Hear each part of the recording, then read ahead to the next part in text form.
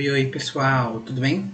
Então, o objetivo da aula de hoje é fazer a correção dos exercícios do capítulo 1 da frente B. Então eu quero que vocês peguem o seu material, o seu marca-texto, o seu lápis, sua caneta, tudo para auxiliar vocês aqui nesse momento. Eu coloquei as respostas no slide e eu vou lendo as perguntas para ficar mais fácil de vocês acompanharem, beleza? Então, página 134, aplicando conhecimentos. Questão 1. Explique o conceito de espaço vital de Hatzel, relacionando-o ao contexto histórico em que ele foi desenvolvido. Eu expliquei para vocês, lá na aula, sobre essa ideia de espaço geográfico dentro do capitalismo e dentro da relação entre os estados-nação, a chamada teoria de espaço vital. Tá? Quando você pensa na teoria do espaço vital e o que o Hatzel falava, é importante, primeiramente, isso aqui. Superfície terrestre necessária para que um povo se desenvolva. Então, Hatzel acreditava que esse espaço vital era esse espaço necessário, esse tamanho de terra, esse terreno, digamos assim, necessário para que um povo se desenvolva. Lembrando que o Hatzel ele afirmava que se esse território, esse terreno, não fosse o suficiente para o desenvolvimento desse povo, ele seria justificado ele invadir outros territórios e dominar esse espaço, tá? Então, ele pede também para a gente falar do contexto histórico disso aqui. Lembrando que Hatzel era um geógrafo alemão. Então, muito do que ele falava estava associado aos interesses geopolíticos da Alemanha naquele período. Então, essa ideia dele deixava claro e tranquilo que a Alemanha teria e precisava de um território maior para se desenvolver. Então, quando você pensa nessa expansão imperialista, nessa expansão de domínio de territórios, muitas dessas ideias estavam associadas à teoria do espaço vital, criado pelo geógrafo alemão Hatzel. Seguindo. 2. Explique a polêmica envolvendo o determinismo alemão e o possibilismo francês, contextualizando-a historicamente. Então, são as duas escolas, digamos assim, mais conhecidas dentro da geografia. O determinismo e o possibilismo. O determinismo é baseado nos ideais alemães e o possibilismo baseado nos ideais franceses. Olha aqui. Então, entre o final do século XIX e o início do século XX, França e Alemanha utilizavam o pensamento geográfico como um instrumento de apoio ao imperialismo. Só que o determinismo ele afirmava que o meio natural determinava o homem.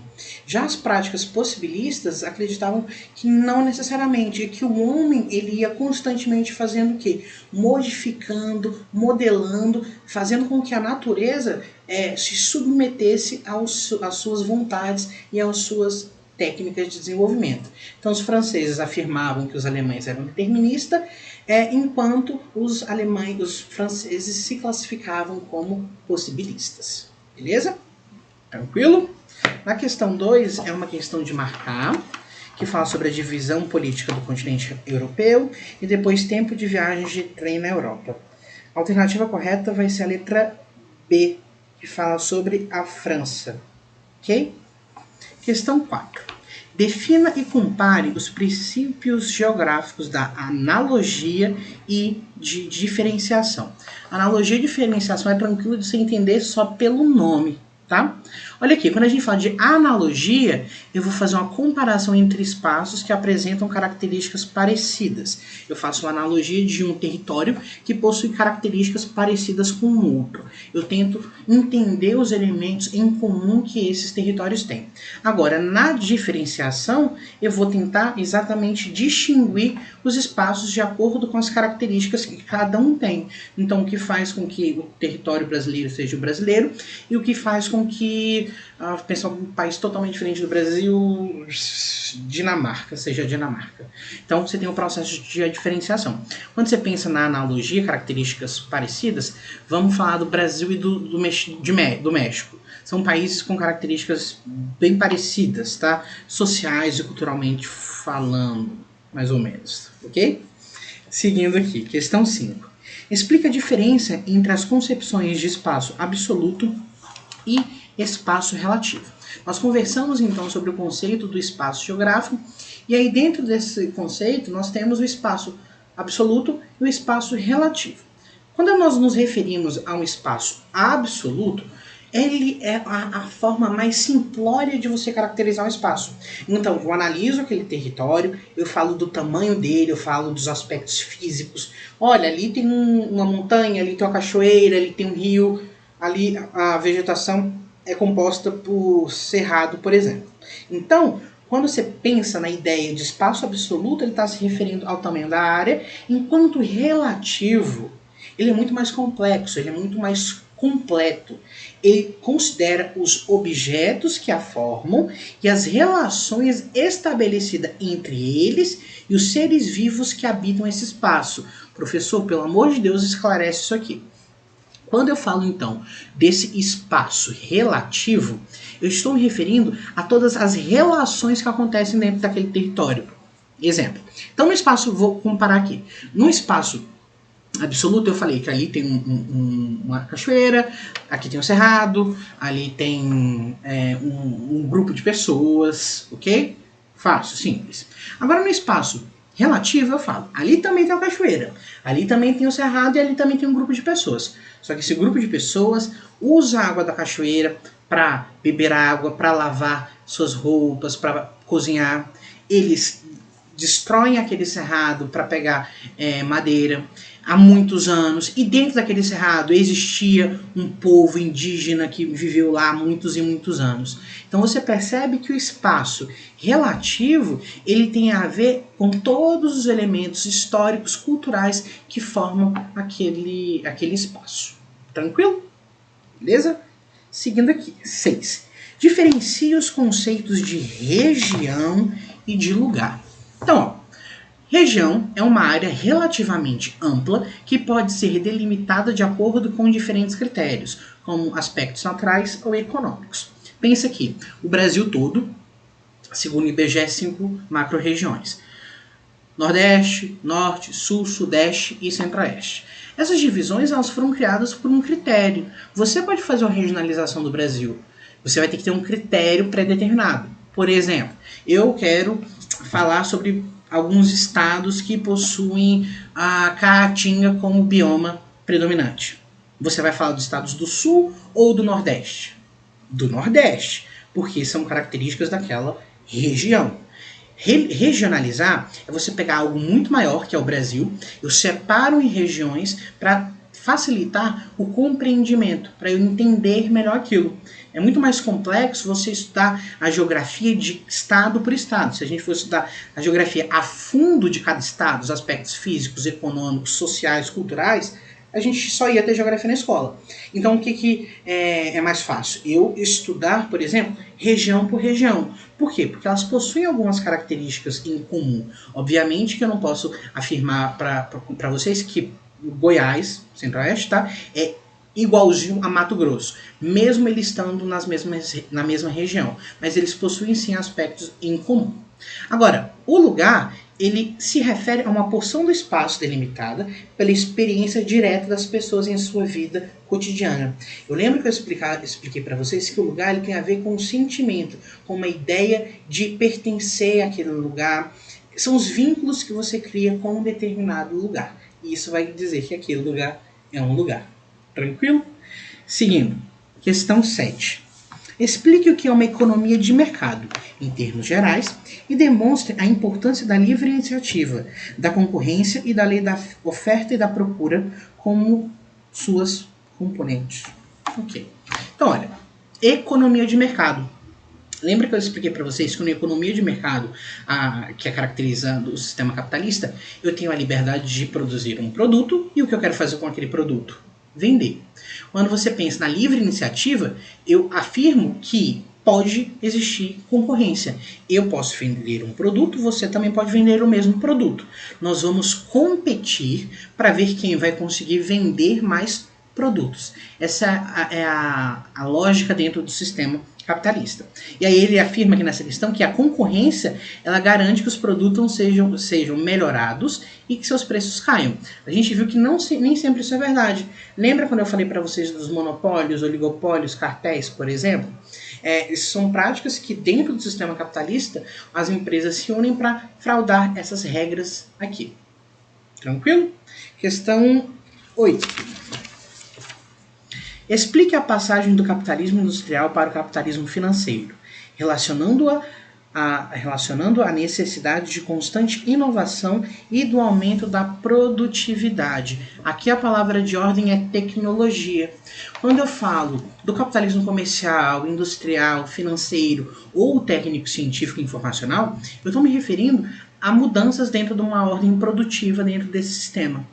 Então o sistema capitalista ele foi evoluindo. Por que ele foi evoluindo? Porque a tecnologia ela surge com uma inovação que vai aumentar o quê? A produtividade. Dentro do sistema capitalista financeiro, nós temos o sistema financeiro, os bancos, financiando esse aumento da produtividade. Então, traduz, professor, é literalmente o sistema financeiro, um banco, fornecendo, dando dinheiro para uma empresa, emprestando dinheiro para a empresa para aumentar a sua produtividade, para ela conseguir lucrar mais e assim pagar de volta o empréstimo ao banco. Então você percebe que eu tenho uma junção do próprio sistema capitalista, das indústrias, das empresas, com o mercado, com o sistema financeiro, nesse contexto aqui constituído pelos bancos. Seguindo aqui.